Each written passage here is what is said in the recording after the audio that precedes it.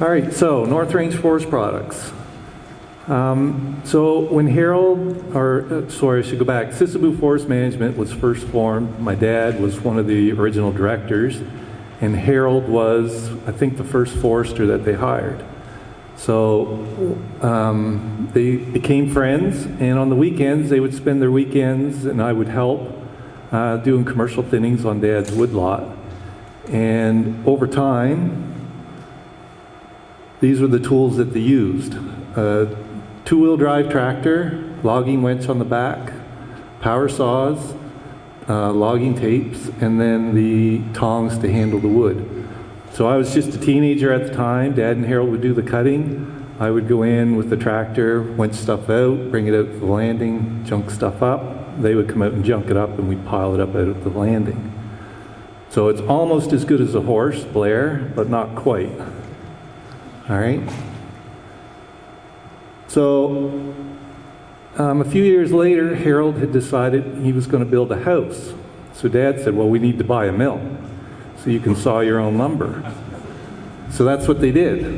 In the early 80s, they found a mill, I think it was in the valley. They went up, they moved it down to a cut-over woodlot that they had bought, 100 acres. And over the years, did various spot planting, weedings, PCTs. And within the last 5 or 6 years, we've started to do first commercial thinnings in it, where we're taking small diameter saw logs, studwood, and biomass off of that. So right now the mill, we've upgraded the mill a little bit over the years. So right now we were using PVs just to turn the logs onto the carriage. We were selling slab wood by the truckload, so people would come in, put as much on for $10, and when they were leaving, the back end of the pickups were almost touching on the ground. That's how much they were putting on.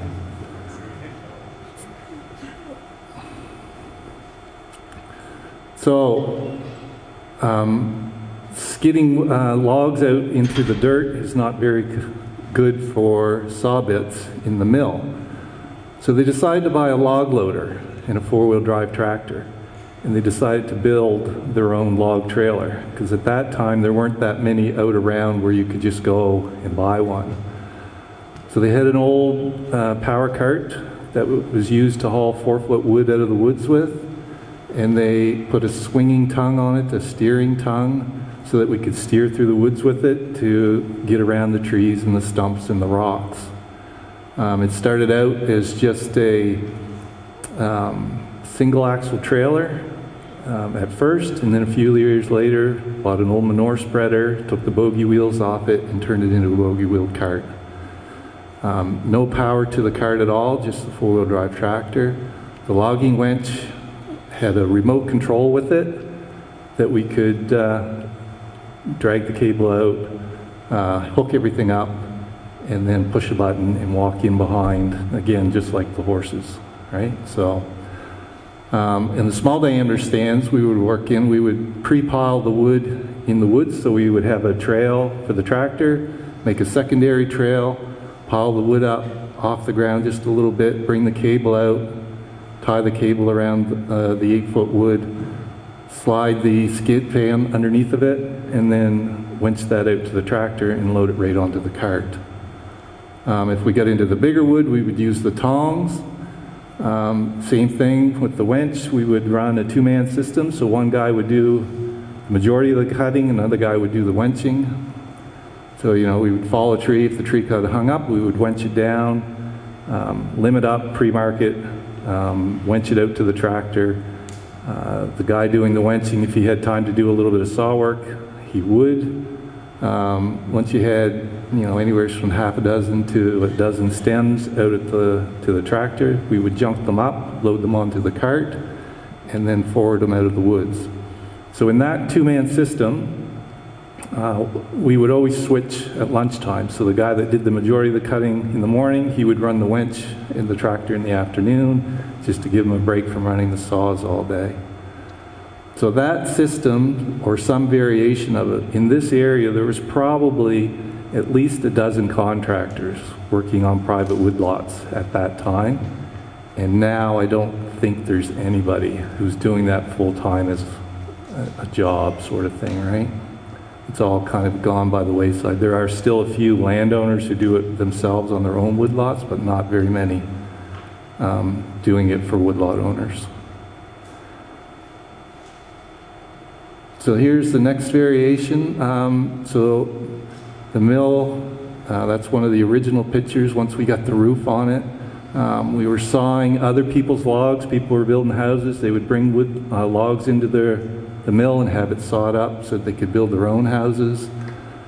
This is a picture that Harold Youngfellow drew. I think he was 8 years old. So it's been on the office wall for 30 or 35 years. So when I took it off, I almost had to have white gloves. It was so brittle. The mill kept getting busier and busier after Harold had left Sisebou. And we decided to run a woods crew full-time so that we could cut our own logs, do a little bit of silviculture, because we soon realized if you wanted an 8-inch tree 10 years down the road, you had to have a 6-inch tree now to start growing to be able to do that. So we added the Patu stroke delimber onto the new Landini tractor and trailer when I took over the partnership from Dad, and Harold and I started out. And again, we had the logging winch. This time we had mounted it on the cart instead of onto the tractor, just so that when you were winching, the winch cable came right out to the loader to load the wood on. We still had the remote, so we did a little bit of silviculture with that. We would cut our own logs, bring them into the mill, and process them there. We added the Patu stroke delimber that was mounted on the trailer. We would run the hydraulics back to the tractor. We would process for probably a week or so, take the processor off, and then haul wood with the same cart and loader and tractor. So to switch it back and forth, it took about 30 minutes, which is not too bad. So as the mill kept getting busier and busier and busier, we decided to get into single grip harvesters. So we bought a used Balter tractor with a used loader on it and a brand new head. We used the electric controls in the tractor, which allowed us to turn the seat around, sit fairly comfortably, run the harvester head, and process the wood. We did a lot of commercial thinnings this way. So the first system that I talked about, we were doing probably 4 or 5 cord a day in a first entry commercial thinning. In this system, we would do probably somewhere between 8 and 12 cord a day. It allowed us to work a little bit safer, not as much saw work. And we used the Landini at first to forward the wood until we bought another Valtra tractor. And we bought a Cranab loader and a Noka trailer, and they all had the steering tongue for maneuverability in the woods. At the same time, we added a planer building to the mill. We started grade stamping lumber, and we bought a new planer and a new genset and everything to run the planer. So like I say, this is the first generation, all the way up to the 4th generation into the harvesters.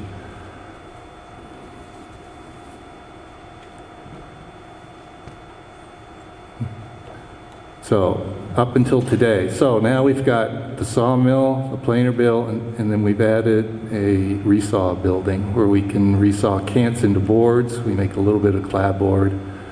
Instead of the slab wood, we put in a chipper and a hopper.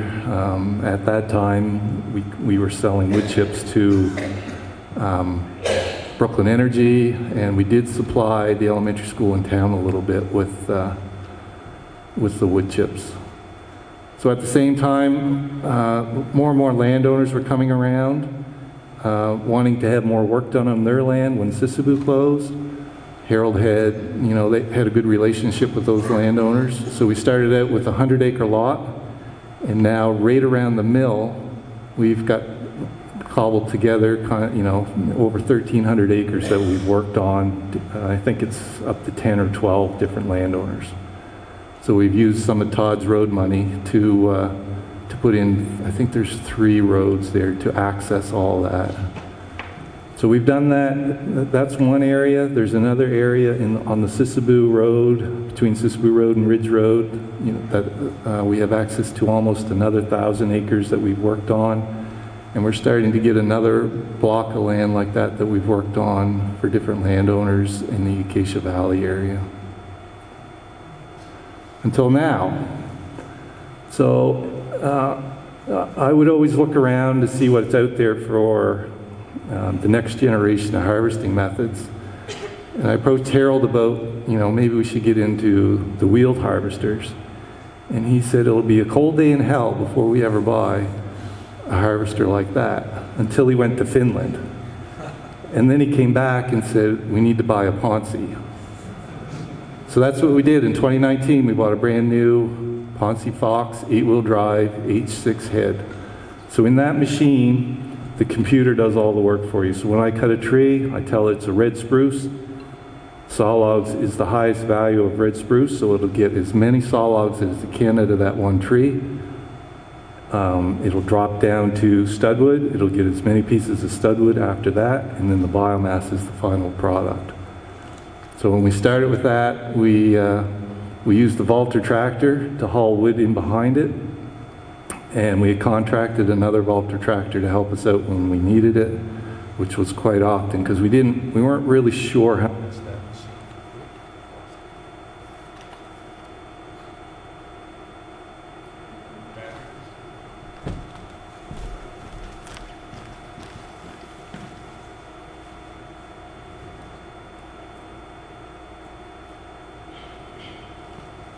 That better? Yep. So we weren't really sure how much we would produce, but we found that the tractors were being buried over quite regular. So we bought a used 12-ton forwarder. It had 20,000 hours on it. We kept that for about 4 years, and then we were fortunate enough to be able to get a new Buffalo in 2025 that's a 14-ton machine. So at each time we changed our methods, we always kept in mind that we wanted to be able to continue to do the quality work that we were known for. And before we bought these machines, we visited a contractor in the Pugwash area that was doing the same kind of work that we were doing, and another contractor in the Moncton area that was doing work. And we figured that we could still service the landowners that we were servicing. So, before the co-op had formed, we had probably 25 or 30 landowners that we brought to the co-op who wanted to continue their land managed. We've gone from 4 or 5 cord roadside a day to 4 or 5 cord an hour roadside. So at one time I thought maybe we would run out of work, but my waiting list keeps getting longer and longer all the time. Any questions?